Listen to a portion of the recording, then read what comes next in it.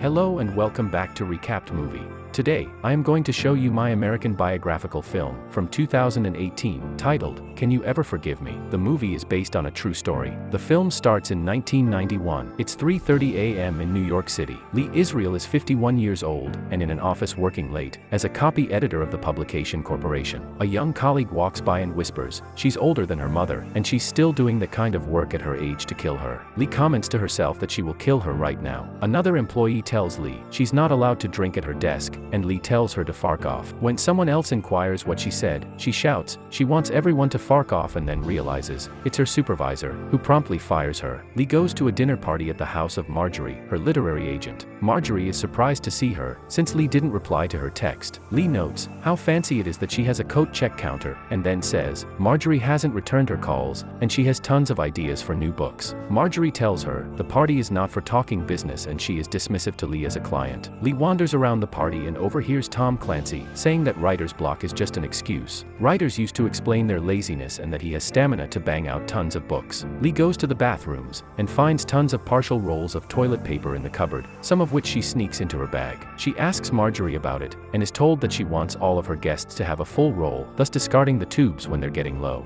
Lee tells her she should batch it. She then leaves the party, first stopping by the coat check counter to say she's lost her ticket, but the coat on the far left is hers. She then sneaks out of the party with the new coat she can't afford herself. At home, Lee watches old movies on television and is able to recite all the dialogues, having watched them so many times now. She tries to feed her cat some shrimp, but he doesn't respond. She takes him to the veterinarian, but they are not allowed to look at her cat because she has an outstanding balance of $84 and she needs to pay it first. She offers everything in her wallet, $14, but it isn't enough. At home, the landlord points out Lee is 3 months behind on rent. She mentions she just lost her job and he gives her some leeway because she's been there longer than he has, and she's nice to her mother. She mentions there are dead flies in her apartment, and she hopes to pay him soon so he can get an exterminator who can take care of it. In the meantime, Lee ventures to a bookshop that buys used books, in hopes of securing more cash, but the employee is rude to Lee, and only wants to buy 2 out of all books she brought over from her home. She asked him to make an offer for the rest, so she doesn't have to carry them back, but he suggests he will only get them for $2. She points out he doesn't have to be rude to her because they actually carry her books there. When she tells him she's Lee Israel, he recognizes her as a writer of biographies and points out her last book, now available in the clearance section. She yells at him and storms out. It's implied Lee has an alcohol problem, and we find her in a gay bar drinking. An old colleague, Jack Hawk, enters, and she recognizes him from some book-related party, similar to the one her agent had earlier. It's implied that Jack makes a living selling drugs. She complains that she's banned from the bookstore and that the shop owner was really rude to her. He mentions that he is banned from all the Duane Reads in New York because he was caught shoplifting at several of them. Lee remembers everyone at the party was talking about a handsome English gentleman who was so shit-faced he peed in a closet all over the guests' coats. They laugh about the story and continue to hang out. They happen to run into the rude bookseller walking his dog. Jack runs into his building before the door can close and writes down the name of someone from the resident list. When they get back to Lee's building, Jack says that he lives just a few blocks away. She goes inside and watches to see if he leaves, wondering if he is actually homeless. She finally retreats when he walks off. While at home, Lee stares at a signed letter from Katharine Hepburn, on whom she wrote a biography, and ends up taking it to a bookseller. The woman at the shop offers a few $100s for it and asks why she is parting with it.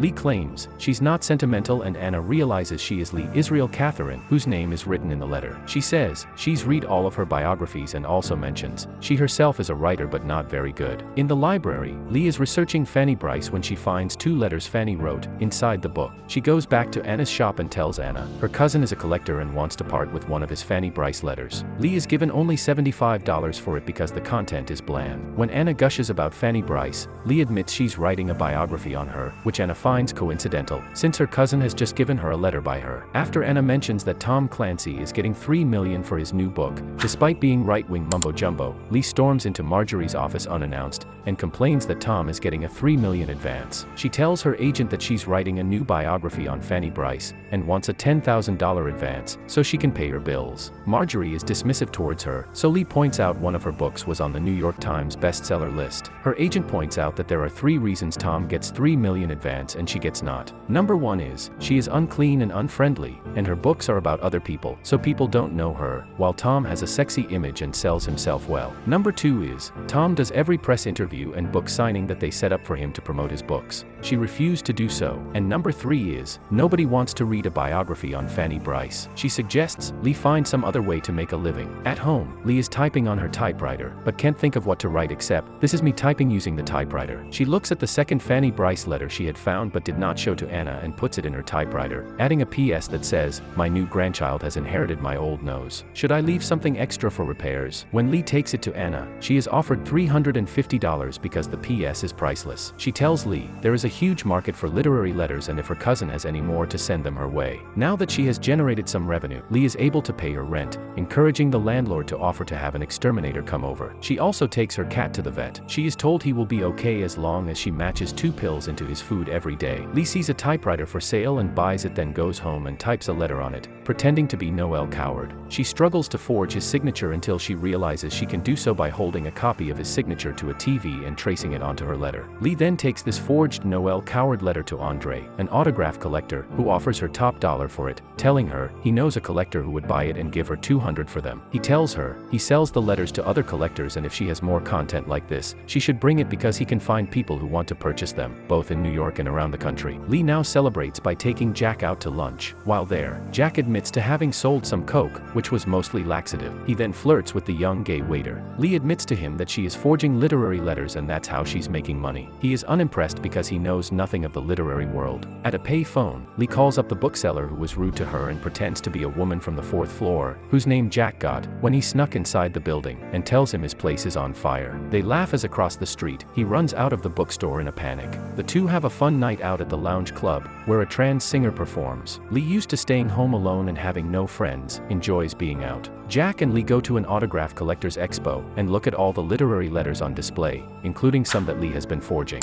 When asked how the dealer knows it's authentic, he says it's been given a letter of authenticity. Another collector shows the two of them a letter from Dorothy Parker that is selling for $800. They pretend to be interested. She tells them to be careful buying from other collectors who are discriminatory about what they accept, and points out Alan Schmidt is someone who does not discriminate. They get back to Lee's place and the landlord has an exterminator spraying the ground floor. They all head up to Lee's home to spray for the flies, but everyone complains that her home smells bad, and the exterminator refuses to enter until she cleans it. Lee feels embarrassed, but Jack offers to help her clean it. She has been living in squalor and there are flies buzzing all around. Jack learns there is a whole pile of cat poop underneath her bed. At night, Lee calls someone's house, asking for Elaine, and is rude to the woman who answers. She then calls her agent but is told by her assistant she's not available. She calls back, pretending to be Nora Ephron, and Marjorie answers right away. She calls her a star fucker and asks if it's one word or two. Lee buys more typewriters, each one assigned to a different author, on which she writes various letters in the voice of these authors,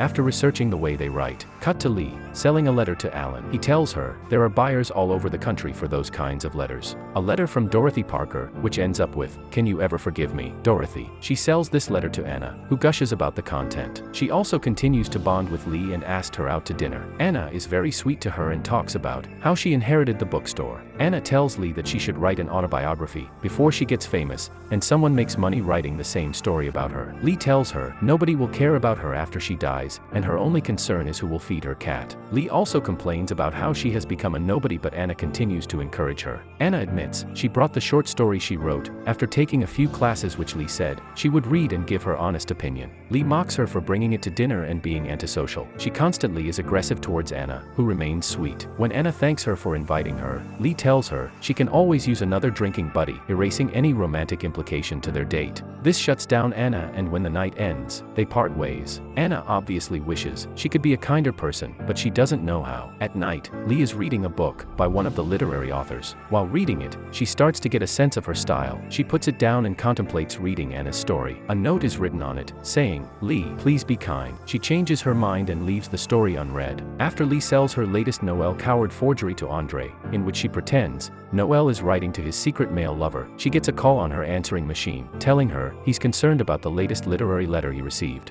She goes to his store and asks what his concern is. He says he is alarmed because there is a possibility the last letter was a forgery. The collector who knew Noel says he never made any public acknowledgement of his orientation and wouldn't have put it in the letter. She writes this office as being a fluke, but Andre tells her that one of the letters that was sold to a collector in Los Angeles was so suspicious, an entire convention devoted its time to debating whether it was authentic or not. He tells Lee nobody in New York is going to buy from her anymore. The next time Lee sees Alan Schmidt, instead of being duped like he normally is, he tells her the FBI had reached out to him and asked him to wear a wire to expose her as a literary forger. Instead, he is a nice guy and won't do that if she pays him $5,000. She tells him she doesn't have that kind of money, but he tells her she needs to find a way to get it, or he'll inform the FBI about her scamming him. Meanwhile, the FBI begins to fax every bookstore owner in town and informs them that Lee is forging letters and not to buy from her. Anna gets the fax and is crushed. Lee has no choice but to use Jack in her plans. She continues to forge letters, but now Jack is the one going to bookstores, selling them to the owners. Because he doesn't care about the literary world, he is cavalier in his stories about how he acquired them, but he has such a strong history as a con artist that he is able to sell them all successfully. When Alan offers him $200 for one, he says that the place in Brooklyn offered twice as much. When the seller asks why he didn't just sell it for that price, he responds that he hates Burroughs. Back at her place, Lee laughs that they're paying Alan back with his own funds he spent on forged letters. When Lee counts the money, she realizes Jack was trying to short her by lying about how much he had been able to raise so far, and thus taking more than the cut she promised him. Lee feels betrayed and tells him never to steal from her again.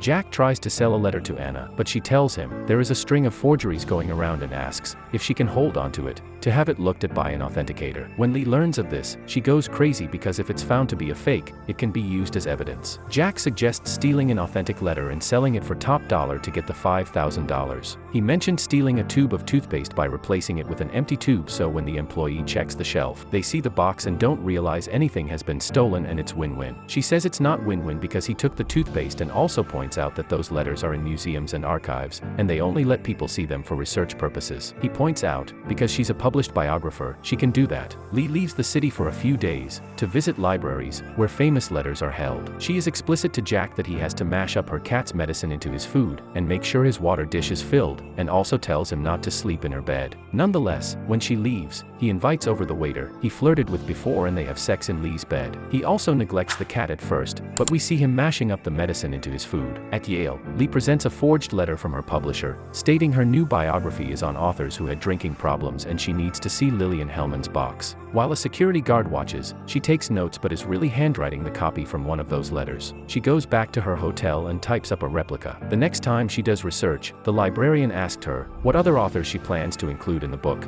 and Lee snaps at her that she's got a bus to catch and acts nervously. She slides the fake pages from her bag and then slips the real 2 pages into her sock when she leaves. She apologizes to the librarian and says she's anxious when she travels. The security guard checks her bag for any stolen items, but since it is in her shoe, he finds nothing. When Lee gets home, she cheerfully calls out to her cat, but then finds him dead under the couch. Lee immediately breaks down. Jack enters the living room making excuses for why he invited the young gay men over, since they were both in her bed when she arrived. She screams at them that her cat died. He tells her it was an accident, meaning it happened without any fault of his own, and that he did what she told him to do. She screams to him to get the fuck out of her house. Lee goes to the vet, who is used to her bringing her cat, since her cat was her only companion for years and years, but they notice she is holding a shoebox and is broken. She tells them she needs a place to bury him because she has no backyard. The vet promises to take care of that. Lee then meets with Elaine, whom she had been prank calling throughout the film. Elaine was the one who had bought her cat 12 years earlier, and Lee tells her he died crying. Lee tells her that Jersey was the only soul who loved her and now she feels alone. When Elaine suggests her to get a new cat,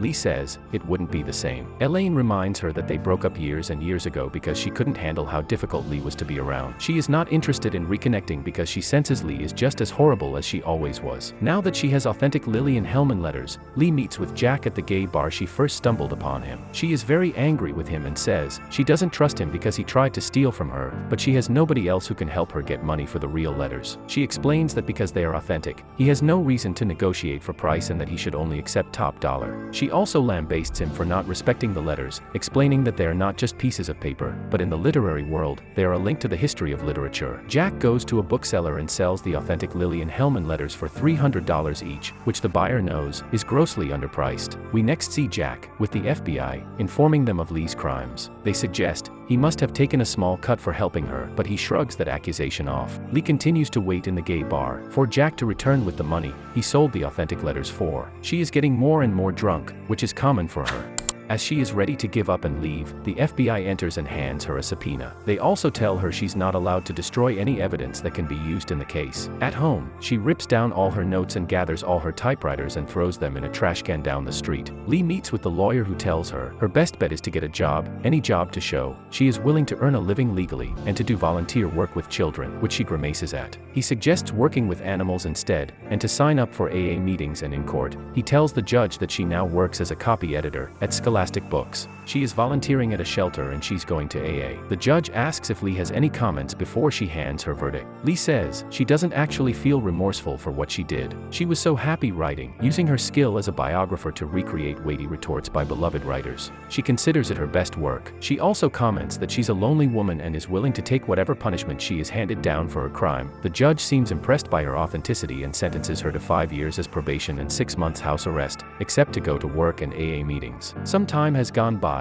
and Lee meets Jack in a bar. He now looks sickly and has to walk with a cane. He also has been given probation for assisting Lee in her crimes. She admits that she is supposed to be at an AA meeting but has still slipped out to meet with him and to drink. She realizes she wants to write again, and the topic will be about her own experience of forging letters. It's the first time she's writing about herself, as Anna suggested, instead of about someone else. She wants to include Jack in the book and wants his permission. They discuss his illness. It's implied he has AIDS, and Lee tells him he did fuck his way through Manhattan. Jack tells her she can write about them. Now using a computer, new technology for the early 90s, instead of a typewriter, Lee begins writing Can You Ever Forgive Me? Memoirs of a Literary Forger. She also has a new kitten that looks like Jersey. One day, Lee is walking past a bookstore when she sees one of her forged Dorothy Parker letters in the window. She goes inside and asks how much the owner is selling it for. He tells her it's $2,000 framed and mounted. She asks how he knows it's the real deal. He says, anyone who knows Dorothy Parker's voice knows that it's really her. Lee goes home and writes a forged letter from Dorothy Parker, with Dorothy's caustic wit, saying she's writing from the grave and telling him what her final thoughts were after being cremated. The bookshop owner receives the letter and realizes he has a forgery on display in his window. He goes to the front and removes it, but after studying it over and realizing how clever the writing is, he slips it back in the display. During the credits, we get updates on the people in the story. We are told Lee had forged 400 letters and that 2 of her fake letters made it into a 2007 biography on Noel Coward until they were finally removed in later reprints. Jack Hawk died in 1994 and was taken in by a gay men's shelter at the end of his life. We were also told that Nora Ephron gave Lee a cease and desist letter to keep her from impersonating her on the phone, and that Lee's book, Can You Ever Forgive Me? Memoirs of a Literary Forger, was praised by the New York Times. The film is dedicated to the memory of Lee Israel, who died in 2014. Thanks for watching. If you enjoyed it, consider liking the video and subscribing to our channel. It helps us a lot.